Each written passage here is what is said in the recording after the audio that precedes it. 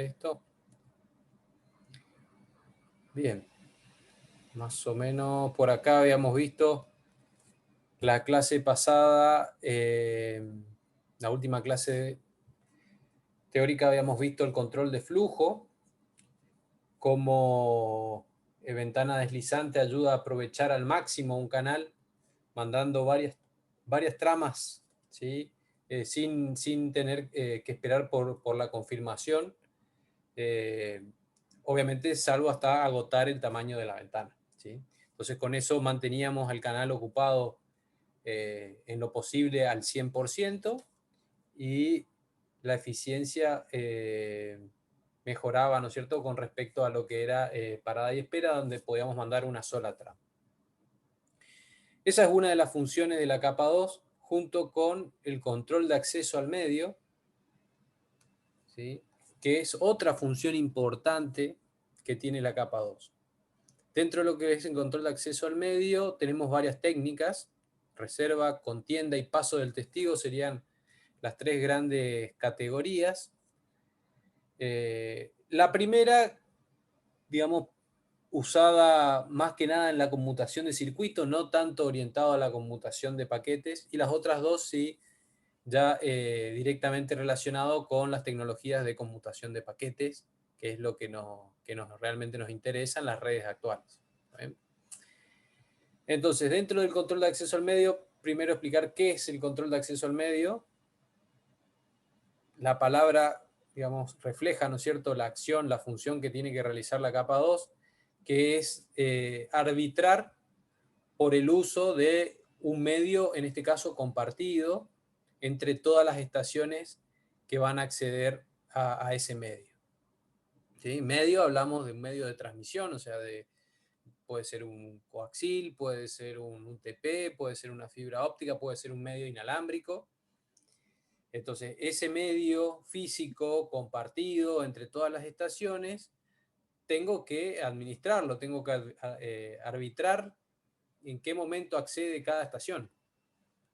¿Cómo le dejo acceder a cada estación a ese medio compartido? Bueno, esas son las técnicas que nombrábamos recién, las diferentes formas que hay de arbitrar, de acceder a ese medio compartido. Todas estas tecnologías, ¿no es cierto?, generalmente se ubican en una subcapa de la capa de enlace que se la conoce como subcapa MAC o subcapa de control de acceso al medio. ¿Sí?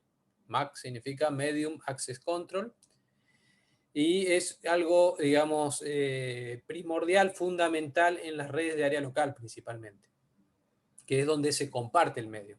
En las redes LAN de área local es donde uno, por lo general, comparte el medio, y no tanto así en las redes WAN, que son más redes con topologías punto a punto o punto multipunto, donde no hay que administrar el acceso porque solamente tengo dos estaciones compartiendo ese medio, que puede ser un medio bidireccional, entonces cada una tiene en el momento que desea espacio para transmitir y para recibir.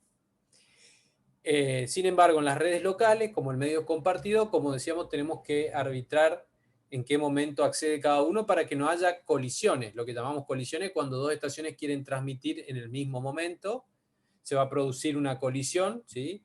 Que la colisión físicamente sería la interferencia de dos señales dentro del mismo medio. Imagínense dos estaciones que transmiten al mismo momento, esa señal electromagnética que se pone en el medio va a interferir una con otra y no vamos a obtener ninguna señal útil para poder transmitir información.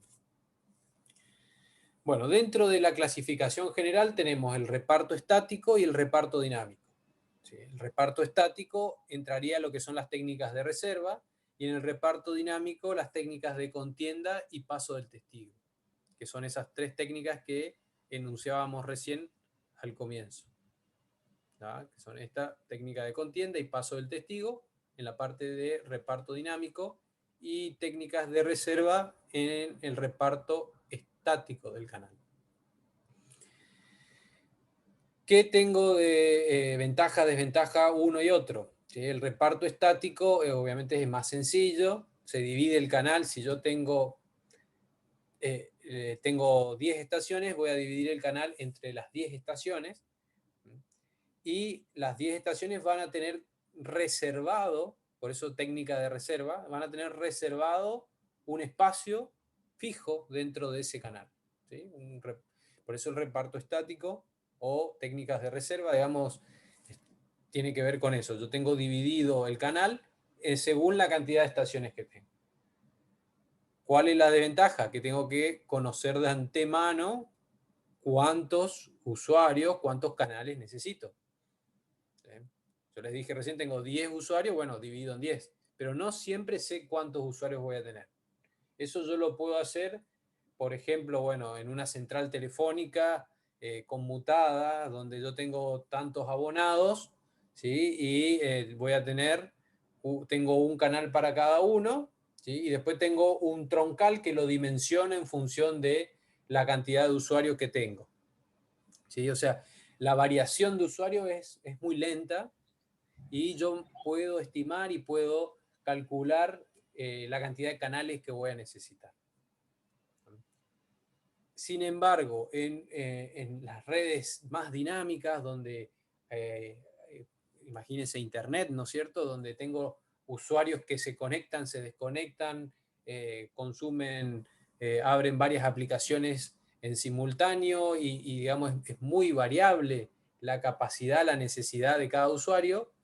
No me sirve un reparto estático porque sería, primero que no podría a ciencia cierta calcular qué cantidad de canales voy a necesitar, ¿sí? Y estaría haciendo una división, digamos, muy, muy arbitraria, diciendo, bueno, voy a dividir por 1000 el canal y listo, tengo 1000 usuarios y de golpe si hay 1001, ese uno se queda fuera, ¿sí?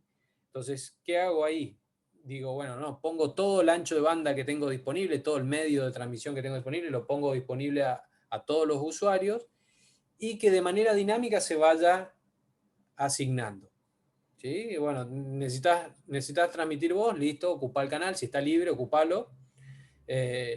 Y si no está libre, bueno, espera hasta que se desocupe. ¿Sí? Esa más o menos sería la lógica de un reparto dinámico. Ahí es donde yo tengo dos tipos de técnicas, de contienda y de paso del testigo. ¿Sí? Contienda es cuando, eh, digamos, las estaciones pelean por acceder al canal, ¿sí? Quieren transmitir y hay una contienda, ¿sí? Hay una pelea por acceder a ese medio compartido. ¿Quién va a acceder? Bueno, el que primero obtenga el canal lo va a utilizar y el que sigue, si ya está ocupado el canal, como dijimos, va a tener que esperar a que se desocupe para poder ocuparlo. Y ahí, bueno, vienen variantes de esa técnica para ver de qué manera se puede aprovechar mejor el medio compartido. Y la segunda técnica es de paso del testigo, que paso del testigo o paso del token, ¿sí? En inglés, es como un permiso que yo tengo para transmitir. Entonces me voy pasando ese token, ese testigo, y el que tenga en su posesión al token es el que va a poder transmitir en ese momento. ¿Sí? Entonces se van pasando, puede ser en anillo, por ejemplo, uno le va pasando al otro y se arma una topología en anillo pasándose el testigo, y el que tiene el testigo transmite. Y el que no, agarra el testigo y le pasa al siguiente. ¿Sí? Entonces va circulando el testigo por toda la topología y el que necesita transmitir se apodera del testigo y transmite.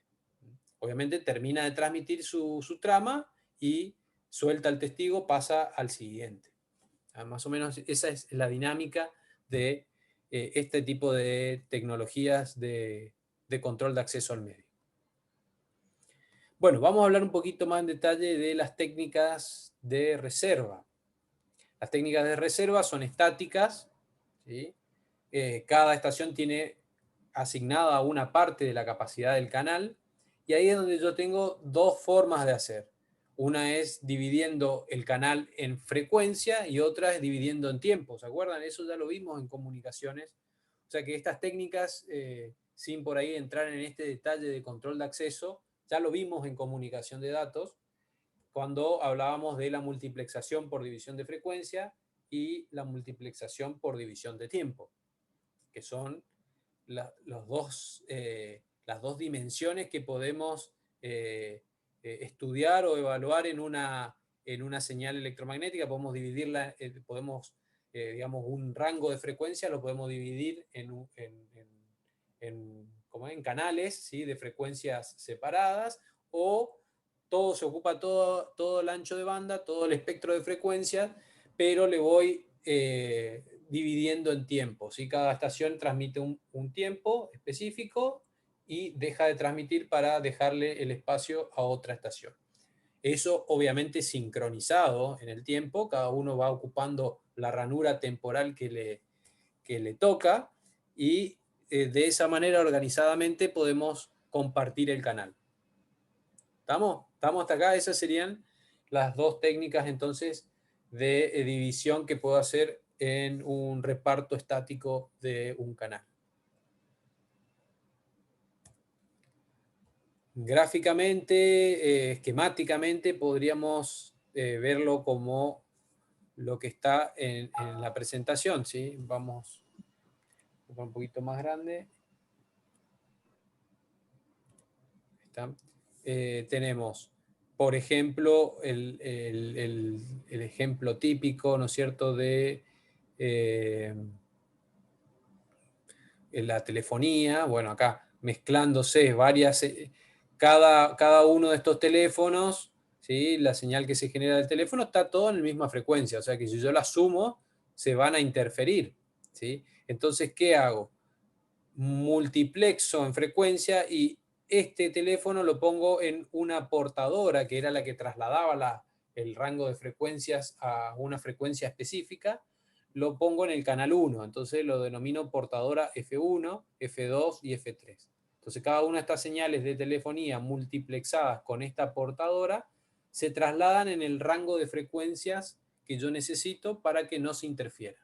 Después las sumo a las tres señales y puedo transmitir los tres usuarios por el mismo canal de manera multiplexada en frecuencia. En el tiempo ya tengo que trabajar con una señal digital, entonces voy a tener, perdón, este es FDM en el dominio del tiempo, perdón, no es multiplexación en tiempo. Viendo esta misma representación que lo estoy viendo en tiempo, lo veo en frecuencia. ¿Cómo quedaría en frecuencia? Fíjense que cuando la señal sale del teléfono están todos en la misma rango de frecuencia, por eso no las puedo sumar. Una vez que pasan por el modulador, portadora 1, portadora 2, portadora 3, se trasladan al rango de frecuencias necesario para que no se interfieran, y una vez que se suman, me queda algo así, digamos, cada uno ubicado en el ancho de banda que le corresponde. Del otro lado yo voy a tener un demultiplexor que va a hacer el proceso inverso para volver a separar cada uno de los canales.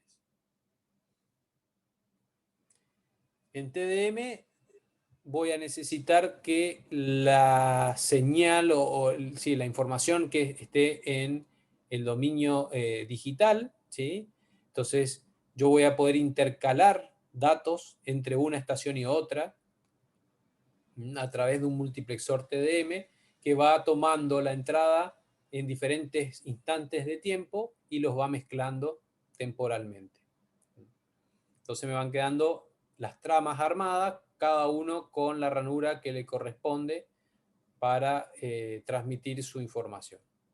Del otro lado tengo que tener el demultiplexor, que fíjense que tiene que estar sincronizado con el multiplexor para poder en el mismo instante de tiempo ir extrayendo los datos de cada una de las estaciones.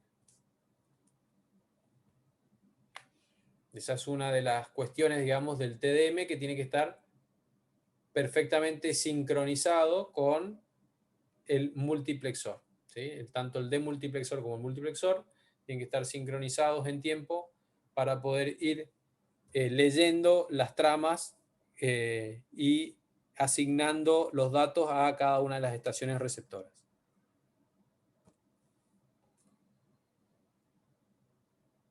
¿Vamos hasta ahí?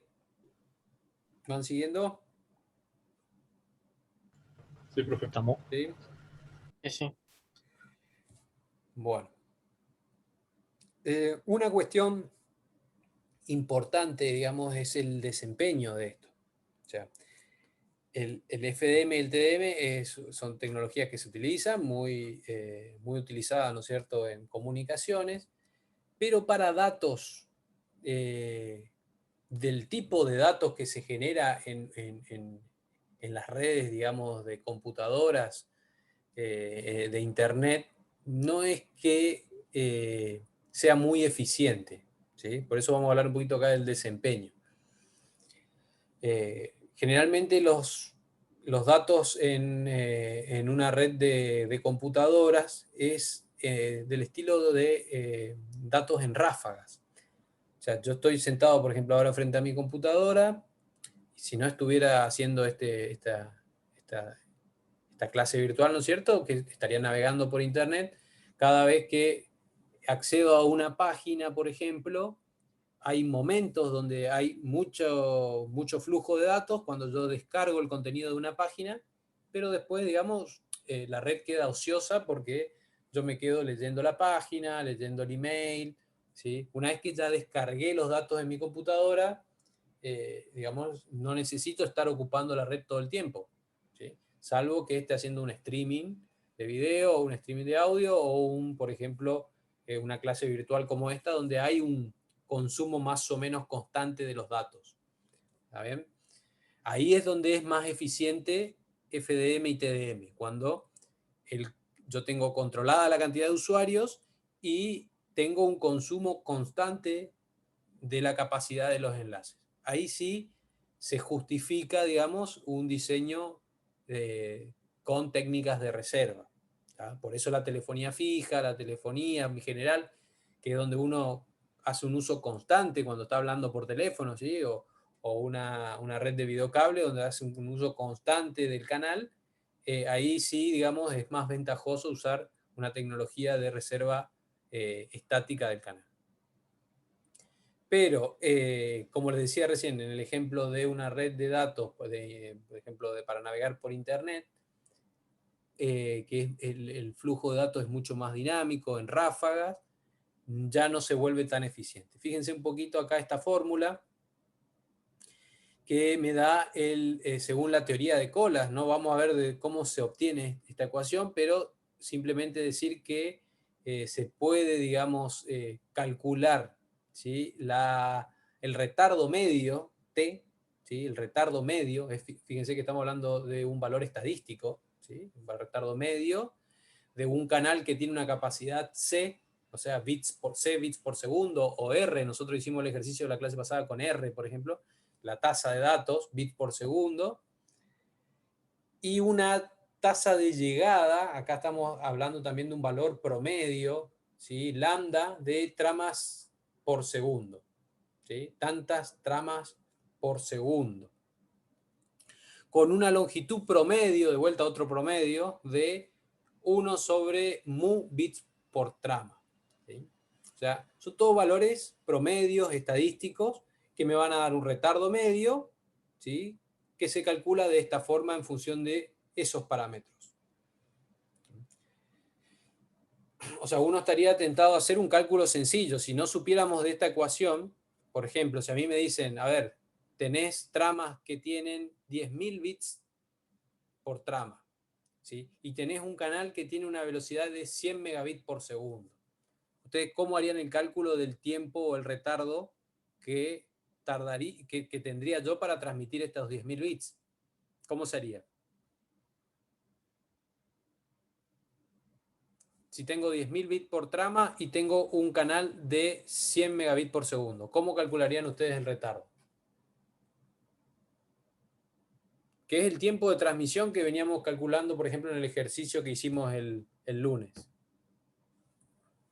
El cálculo sencillo sería cantidad de bits, ¿sí?, que tiene cada trama dividido la velocidad del enlace, ¿sí? O sea, el tamaño de la trama dividido la velocidad. Eso me va a dar el tiempo que va a tardar en transmitirse esos 10.000 bits. Si ustedes hacen ese cálculo sencillo, 10.000 dividido 100 megabits, les va a dar que el tiempo de transmisión es 100 milisegundos, ¿sí? El tiempo de transmisión le va a dar 100 microsegundos. Pero eso es mentiroso, digamos, ese 100 microsegundos. Porque ese 100 microsegundos está suponiendo 100 micros, ¿sí? Segundos. Ese tiempo es mentiroso, ¿por qué? Porque eso está suponiendo que los 10.000 bits vienen uno atrás del otro. ¿Sí? Si vinieran acomodados perfecto, digamos, viene una trama de 10.000 bits, los despacho a 100 megabits, viene otra trama, los despacho a 100 megabits, ahí sí me daría 100 microsegundos. ¿Sí? Pero eso sería un caso ideal, digamos, donde una trama viene atrás de la otra. Como dijimos, digamos, en una red de datos eso no es así. ¿Sí? O sea, puede en un momento dado venir 5 tramas y no todas tener 10.000 bits por trama. Algunas tienen 20, otras tienen 5. Es todo muy variable. Entonces, ¿cómo hago cuando las cosas son así tan dinámicas? Bueno, me baso en la probabilidad. Entonces digo, bueno, voy a tener un promedio de trama de tanto, voy a tener un promedio de llegada de tramas de tanto. Entonces, haciendo un cálculo estadístico, en realidad el tiempo de servicio, o sea, el tiempo que voy a tardar en despachar tramas en promedio de 10.000 bits, va a ser de, te hagan el cálculo, le va a dar 200 microsegundos, el doble de lo que calculé en el caso ideal. ¿Sí? Ese es el retardo promedio que voy a tener. Por ahí en algún momento sí, tengo 100 microsegundos. Justo, digamos, estaba vacío el canal y soy yo nomás el que está transmitiendo. Genial, voy a transmitir a 100 o sea, voy a tardar 100 microsegundos en despachar cada trama de 10.000 bits. ¿Sí? Pero si justo coincide que otro usuario también está ocupando el canal, ¿qué va a pasar con mis tramas? Van a quedar ahí atoradas, digamos, van a quedar esperando, ¿sí? Por ahí es donde aumenta el tiempo, ¿sí? Van a quedar esperando en el buffer de salida o en la cola de espera de ese canal, ¿sí? Hasta que el canal esté libre y se puedan despachar.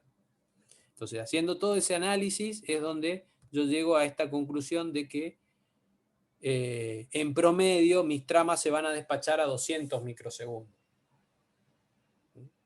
Eso agarrando el canal C y compartiendo entre todos los usuarios. ¿Sí? Que sería lambda, supónganse, son todos los usuarios. Si yo tengo 100 usuarios, bueno, ahí están los 100 usuarios, están generando 5.000 tramas por segundo, en promedio. ¿Sí? Ahora, si yo estoy haciendo TDM o FDM, o sea, yo estoy haciendo un reparto estático, este canal de capacidad C voy a tener que dividirlo entre todas las fuentes. ¿Sí? Ahí es donde el desempeño de esto cae pronunciadamente. ¿Sí? Si yo divido ese canal por n, que son la cantidad de usuarios, supónganse, que tengo en el sistema, mi capacidad ahora va a ser C sobre n.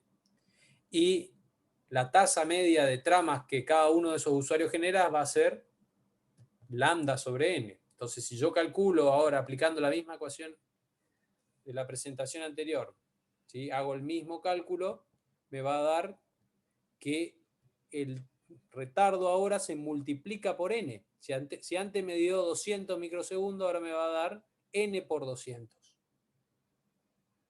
O sea que fíjense qué bajo que es el desempeño si yo divido el canal por cada una de las fuentes. Si las fuentes están ocupando el canal al 100%, perfecto, digamos. Va a ser mejor tener este retardo que compartir entre todos. ¿Sí? Ahora, si las fuentes no están ocupando el canal todo el tiempo, esto, digamos, es un desperdicio porque el canal lo dividí y ya va a haber canales que están vacíos y otros canales que están ocupados. Pero la capacidad cayó a n veces. ¿Sí? O sea que ahí es donde está el bajo desempeño de un sistema FDM, TDM para una red de datos, ¿sí? Donde los datos se generan de manera dinámica en ráfaga. Entonces, esa es la cuestión que ustedes por ahí tienen que entender de estas ecuaciones. No pretendo que que se sepan de memoria, digamos, la ecuación ni nada, sino simplemente los muestro esta ecuación para que se entienda un poco la eficiencia que tiene un sistema y otro, ¿sí? ¿Por qué conviene dejar libre el canal y que se asignen de manera dinámica a los usuarios y no estar dividiendo cada canal para cada uno? ¿Sí? Es decir, bueno, tengo 10 megabits, 10 usuarios, le doy 1 megabit a cada usuario y bueno, puede ser bueno, depende de cómo lo use, ¿sí? Si lo voy a usar para una red de datos, no es bueno. ¿Está bien? ¿Se entiende eso? Bueno. Sí. Bien, las técnicas de contienda. Ahora sí vamos a una asignación dinámica. Acá el canal se comparte entre todos, ¿sí? No hay una división estática. Entonces digo, bueno, tengo 100 megabits, les doy los 100 megabits al que quiera ocupar, que lo ocupe así, y lo va a ocupar a la máxima velocidad, ¿sí? Lo va a ocupar a 100 megabits. Obviamente, ¿qué pasa? Si está ocupado, tenés que esperar, ¿sí? Porque no podés transmitir al mismo tiempo porque va a haber una colisión. Estas son las técnicas de contienda. Dentro de esas técnicas de contienda tengo sus variantes, ¿sí? Tengo la contienda simple, perdón, aloja simple o aloja ranurado, que son dos variantes de contienda simple. Tengo la contienda con escucha o CCMA, que significa Carrier Sense Multiple Access, ¿sí? Acceso múltiple por sensado de portadora. El sensado, ese sería la escucha. Y después tengo con escucha y detección de colisiones, CCMA-CD. ¿Sí? O sea, es el mismo algoritmo anterior, pero le agrego la opción, digamos, la característica de detectar cuando hay una colisión. Cosa que el CCMA por sí solo no tiene. Estas son más o menos las técnicas que tenemos entonces en técnicas o los protocolos de acceso al medio por contienda. ¿Qué características tiene? Bueno, cuando una estación quiere transmitir, dijimos, lo hace a la capacidad máxima. Si varias estaciones quieren transmitir a la vez, se producirá una colisión, ¿sí? Ninguna de ellas lo conseguirá. Después de una colisión, cada estación tiene que esperar un tiempo aleatorio para volver a intentar transmitir y no garantiza el acceso a la red en un tiempo mínimo. O sea, yo no tengo garantizado que voy a poder ocupar el canal en este instante. ¿Por qué? Porque primero tengo que ver si está ocupado. Si el canal está ocupado, obviamente no lo voy a poder ocupar, porque voy a generar una colisión en vano y no voy a tener, o sea, voy a perder más tiempo todavía, ¿sí? Entonces, ahí está. Tengo que esperar a que se libere el canal para poder transmitir. Y la aloja simple, obviamente, es el primer protocolo de contienda que se empezó a utilizar en las primeras redes de datos, allá por el año 1970, ¿sí? Cuando nace, digamos, podemos decir que es el nacimiento de Internet, la red ARPANET, que era la red de la Agencia de Investigaciones de Estados Unidos, ¿sí? Ahí tenían una arquitectura del tipo maestro-esclavo, como se ve ahí en la imagen. Era una red inalámbrica, fíjense que el medio compartido era inalámbrico, y teníamos dos canales, uno descendente, que era exclusivamente para el maestro comunicarse a los esclavos, ahí yo no tenía problema de colisión porque hay una sola estación que la ocupa, pero en el canal ascendente del esclavo al maestro era compartido, en este caso, por tres esclavos. Entonces yo tenía que ver cómo administraba ese acceso. Bueno, lo más sencillo es el aloja simple. ¿Qué es el aloja simple? Y transmito, ¿sí? Fíjense, el aloja simple, ¿sí? Transmito, si está libre el canal, transmito. Y si no está libre, espero a que se libere y ahí transmito. Listo, no hay otra lógica, ¿sí? ¿Qué pasa si dos estaciones empiezan a transmitir justo al mismo tiempo o no llegan a detectar que el canal está libre? Está ocupado, perdón, va a haber una colisión, ¿sí? Bueno, ahí donde esa señal, digamos, se descarta y se espera un tiempo aleatorio para volver a transmitir. el tiempo, digamos, vulnerable de una trama, en este caso, está marcado ahí con ese tiempo T, ¿sí? Ese es el tiempo de vulnerabilidad de la trama, ¿sí? O sea, el tiempo de vulnerabilidad de una trama es de T0 a T0 más 2T, donde T es el tiempo total de una trama. O sea, tengo, en definitiva, tengo dos veces el tiempo de una trama, va a ser el tiempo de vulnerabilidad. O sea, vulnerabilidad me refiero a que puede colisionar, ¿sí? O sea, que puede haber una colisión. O sea, el peor caso sería 2T, ¿no es cierto? Que cuando yo empiezo a transmitir, estoy por terminar de transmitir y justo otro, ¿sí? Que no detecta la señal, transmite en ese instante. Entonces ahí, ¿sí? Todo este tiempo de acá, de T0 a T0 más 2T, va a ser una señal colisionada, podríamos decir, digamos, que no va a servir para nada, ¿sí? Porque va a haber interferencia entre las dos estaciones. El aloja ranurado es una mejora al aloja simple. El aloja ranurado lo que hace es dividir en ranuras temporales. No se puede, como en el aloja simple, transmitir en cualquier instante, sino que yo tengo que transmitir en el inicio de cada ranura, ¿sí? O sea, ahora, en este caso, la estación maestra va a ir diciendo, bueno, en este momento se puede transmitir, ¿sí? Y ahí es donde yo puedo iniciar la transmisión. No puedo iniciar en otro momento. Entonces tengo delimitado el momento en que puedo empezar a transmitir. ¿Qué son las ranuras? Eso mejora notablemente la eficiencia, digamos, hay menos colisiones, ¿sí? Y si hay colisión, dura menos, va a durar solamente el tiempo de una trama y no dos veces el tiempo de una trama. Acá tengo una gráfica de rendimiento entre el aloja simple y el aloja ranurado, ¿sí? El aloja simple o pur aloja es la gráfica que tiene menor rendimiento. Fíjense que el mejor rendimiento o throughput, como se le conoce, se obtiene cuando tengo una carga del sistema del 0,5, ¿sí? 0,5, o sea, tengo el 50% de utilización del canal, ¿sí? Cuando tengo un 50% de utilización del canal, tengo una eficiencia del, bueno, no llego al 20%, ¿sí? 18%, ¿sí? 18,4, ¿tá? Acá está. Aloja puro, 18,4 al 50%. Y el aloja ranurado tiene una eficiencia más alta cuando está cargado al 100% el canal y tiene una eficiencia del 36%, 36,8.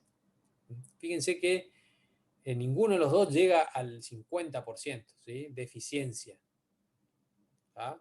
Con estas técnicas de aloja ranurado y aloja simple. El aloja ranurado, por ejemplo, se usa en las redes GSM y en las comunicaciones vía satélite. O sea, si bien es un sistema de bajo rendimiento, tiene todavía, para ciertas funciones, digamos, del sistema de GSM y de comunicaciones satelitales, se suele usar este mecanismo de control de acceso, ¿tá?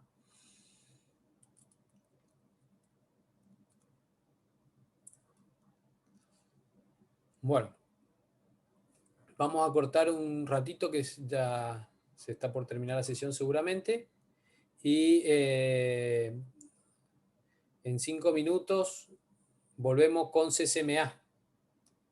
Les tomo la asistencia y vamos a hablar un poquito de CCMA. Hasta ahora hablamos de esquemas de reserva estática y empezamos a hablar de reserva dinámica con el aloja simple y el aloja ranurado. Nos queda ver el CCMA y el CCMA-CD, que es una de las técnicas más utilizadas en Ethernet, que Ethernet es el protocolo de red por excelencia en las redes de área local, y después nos queda hablar algo de token RIN o token bus, que es el paso del testigo. ¿Está bien? Cortamos 5 minutitos y ya volvemos. ¿Está? Hola, profe. Bueno, profe. Vale.